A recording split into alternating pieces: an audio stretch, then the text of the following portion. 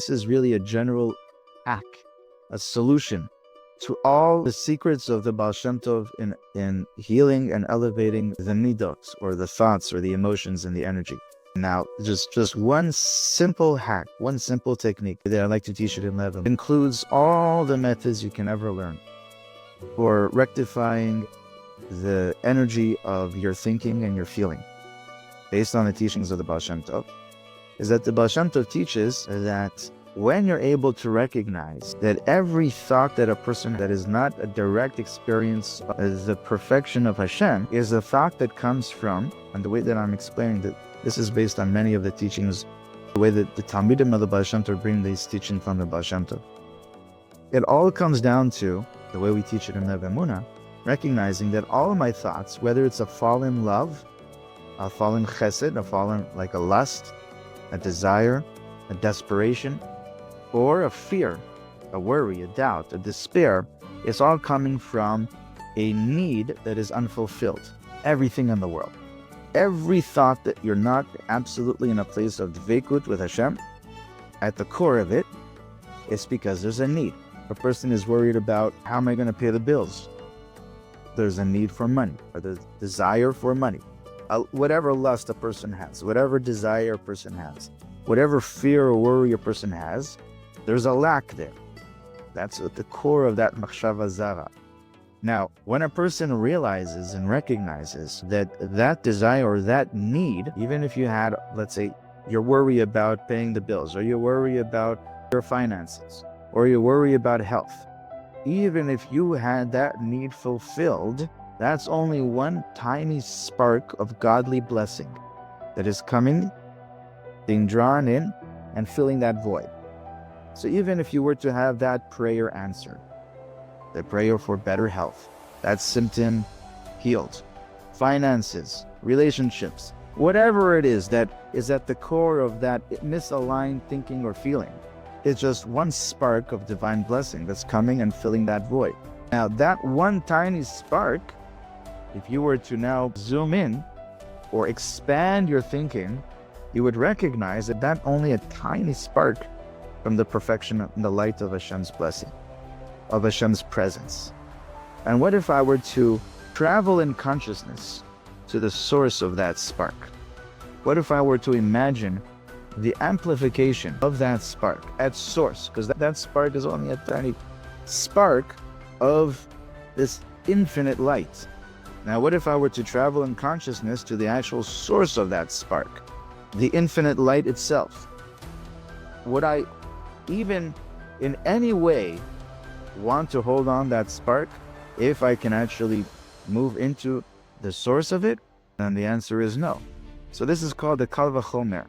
That means that that tiny spark that can come in, that tiny spark that would be the answer of all my prayers, the fulfillment of that void, of that need, or those needs, however many needs I have, if that spark were to come in and fulfill all my prayers, all my needs fulfilled, how desirable is that to me right now?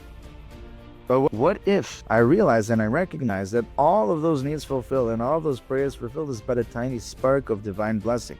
And if I were to be able to open up to the source of it, the infinite light of Hashem, would I really be grabbing for that spark, or would I just dissolve into the oneness of that perfection? That's called kal vachomer. I would definitely, for sure, kal vachomer, that I would dissolve into the oneness of that perfection. And so you open up your gripping and your grasping for that spark, and now you're already healed. Because that infinite light is found in every word of your prayer.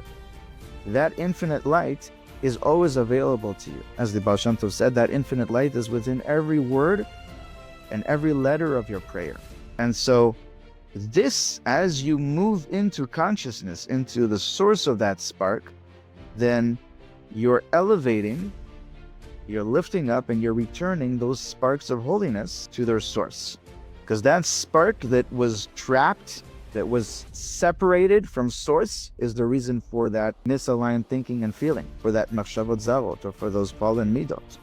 But as soon as you begin to move back in consciousness to the source of it and experience the oneness of that perfection, the infinite perfection, then it's redeemed.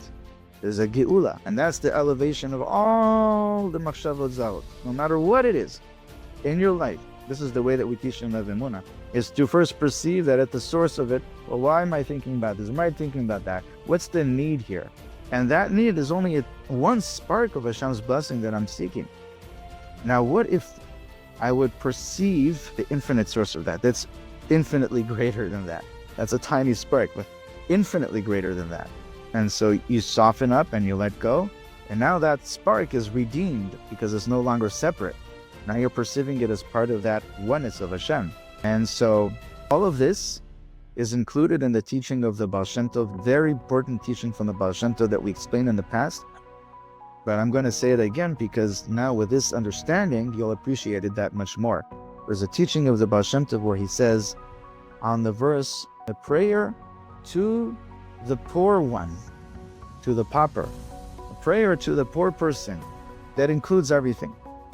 And so the way that the Baal Shem Tov explained it, he said, he gave this mashal, this analogy of a person that the king, on the day of his birthday, he granted permission to all of the subjects in the kingdom to come and ask one wish.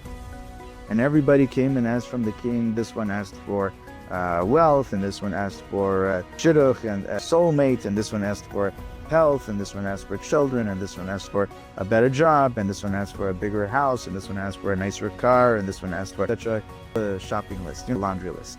Right? Everyone knows what's on their list. And then there was one person that was a chacham to the king, and he said, there's nothing that I desire more than the connection with you, the king. And all I'm asking for is the opportunity to speak with you every day, 3 times a day. And this was the prayer, this was the request that found the most favor in the king's eyes. And he said, grant him his request, just like I granted all the other requests, grant him his request. But every day, when you give him permission to come in to have his one-on-one session with me, the king of all kings, the creator of all, bring him through my treasury, and anything that he likes, let him take.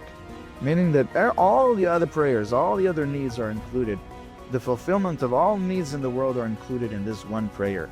When your soul, S-O-U-L, is to connect with Hashem, and that is for you more desirable, more pleasurable than the fulfillment of all the other requests out there, then all the other requests out there are granted as well. Because you've elevated and returned the sparks of holiness from all of those fallen, all the things that we don't have in our life is because of sparks of holiness that have fallen from source. And they're in exile. This is the aspect of the Shekhinah that is in exile. That's why we have prayers, that's why we have needs that are not fulfilled, whether it's physically, material, or spiritually. Because material is only a reflection of the spiritual. But all of those, when you come to pray, and you have all these thoughts that come up, and they get in way of your focus and your prayer, well, what's at the core of that? What's the need here? What need of mine, core human need, that if it were fulfilled, I wouldn't be thinking about this and I wouldn't be thinking about that? Now, can I perceive that the words of the prayer that I'm speaking right now is greater than all of that?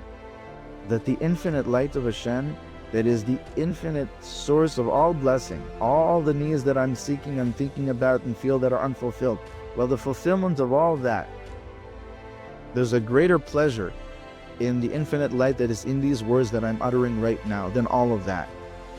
Can I begin to perceive it that way? And that instantly, first of all, it brings you back to the focus in the prayer. But how? Because you're elevating the sparks of holiness through your prayer. And this is one of the important tikkunim of prayer. People think that the ideal prayer is the prayer when you don't have any outside thoughts, any strange thoughts that arise. No. Rabbi Nachman explains and Baal Shem Tov explains that those outside thoughts that come up in your prayer are exactly what you need to rectify in order to have that prayer answered. They're coming up for you because they are sparks of holiness that are currently in exile. And that is exactly why you're feeling like you don't have certain needs and you don't have certain prayers answered, because of those sparks of holiness that are in exile. So Hashem is presenting that for you right now to heal it, to elevate it, to return it to source. And in this way, your prayer, all your needs are fulfilled. And so therefore, the most important kavana, intention in your prayer, is to recognize this, to begin to perceive that everything that is coming, all these thoughts that are coming up. Sometimes it's a sense of boredom, right? What is that? That's a need for stimulation. So a person is bored of their prayer. Well, what is that? What's the need there that's unfulfilled? A need for stimulation. Now that is just a tiny spark. If I can imagine the source of all stimulation, if I can imagine that the source of that, the Kal Vachomer, go to the source of that, infinite pleasurable stimulation, vitality, newness and novelty beyond anything I could ever imagine. Infinitely more than all that is included in this one word that I'm uttering right now. It's the infinite light of Hashem that's present in each word and each letter of my prayer. And so I dissolve into that pleasure, and I'm back into being present. This is called being presence. I move back into presence, and I move back into the simcha of the mitzvah itself, like Rabbi Nachman teaches in Torah Hey Nekutei Moran, as we explain it in the Nekutei Moran Chabura. This is the simcha in the mitzvah itself. It's the simcha where you can experience the joy in the word of your prayer more than anything that I can have fulfilled, any other need that can be fulfilled from the prayer. Well, there's greater joy in just the prayer itself. And that's the prayer that includes all prayers, because all the other prayers and all the other requests are fulfilled automatically through this experience, through this meditation. So that's the tikkun for kavana. And that will be mitakin, a person from the chametz of the mind and from the yirot chitzoniot, from the outside fallen fears of the heart.